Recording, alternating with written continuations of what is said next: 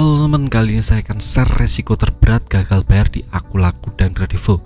Nah, video ini menjadi penting buat teman-teman yang sekarang tidak punya uang sepeser pun untuk membayar Akulaku dan Kredivo dan sudah melakukan gagal bayar alias tidak membayar tagihan Akulaku dan Kredivo. Jadi saya buat video ini khusus agar teman-teman lebih berhati-hati ke depan dan lebih siap untuk resiko-resikonya. Jadi mohon simak video sampai habis ya teman. Nah, yang pertama, resiko yang paling akan teman-teman dapatkan jika sudah gagal bayar itu jelas bunga dan denda. Nah, ini wajib teman-teman dapatkan karena jelas kalau kita sudah gagal bayar artinya kita tidak bayar dan ada sanksi dari pinjaman online Akulaku dan Kredivo itu berupa bunga dan dendanya. Nah, pertanyaannya sekarang bunga dan dendanya berapa bang? Nah, di peraturan OJK terbaru sudah diketok palu bahwa untuk bunga dan dendanya itu 0,1% flat harian ya teman.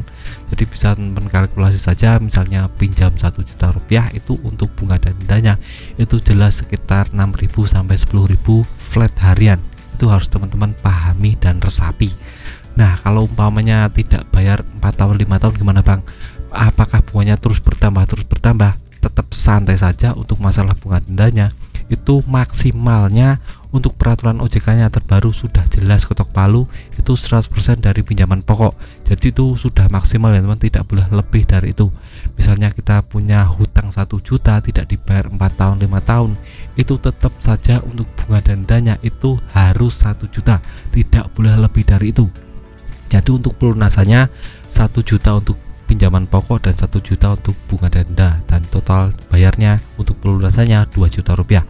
Itu berlaku di semua lini pinjaman online legal bersertifikasi OJK, termasuk juga Akulaku dan Kredivo ini. Jadi teman bisa kalkulasi saja, saya punya hutang 2 juta tidak dibayar sudah 3 tahun 4 tahun, nanti saya lunasinya 2 juta tambah 2 juta 4 juta seperti itu ya teman. Jadi itu cara gampang ngitungnya seperti itu. Itu yang pertama untuk bunga dan dendanya. Nah, untuk yang kedua, untuk masalah debt collector, nah Akulaku dan Kredivo ini juga menerapkan, dan ini lebih banyak dan lebih masif ya teman.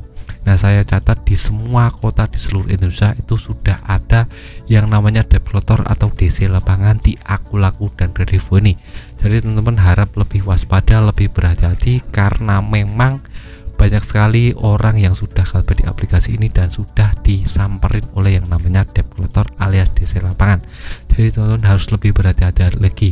Nah, untuk masalah yang diprioritaskan untuk ditagih itu biasanya untuk nominal besar 5 juta ke atas dan dia ada di domisili perkotaan atau yang dekat-dekat dari markasnya debt collector ini. Nah, ini bisa menjadi salah satu opsi ya teman.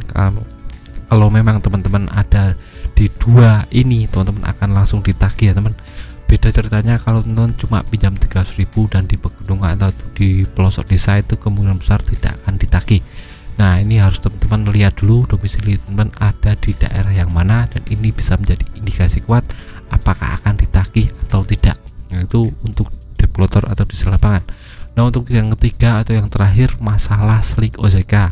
Nah, Akulaku dan Kredivo ini juga menerapkan slik OJK ini karena mereka sudah bekerja sama dengan bank. Jadi mereka 100% akan menerapkan slik OJK ini, dan ini biasanya diterapkan 2 bulan atau 3 bulan setelah kita melakukan gagal bayar teman.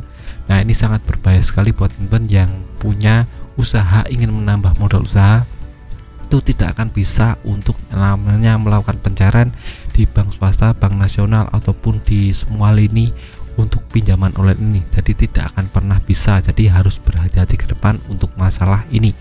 Nah, saya anjurkan teman-teman kalau punya uang ya langsung bayar saja, tapi kalau tidak punya uang ya sudah digalbaikan saja. Risikonya cuma 3 itu dan bisa teman-teman solve atau hadapi jika teman memang punya nyali untuk itu. Dan video singkat dari saya tentang resiko terberat gagal bayar di Akulaku dan Kredivo. Semoga teman bisa terinspirasi dan bisa mengambil manfaat dari video ini. Nah, sekian video dari saya, semoga bermanfaat. Tetap semangat ke depannya lebih baik.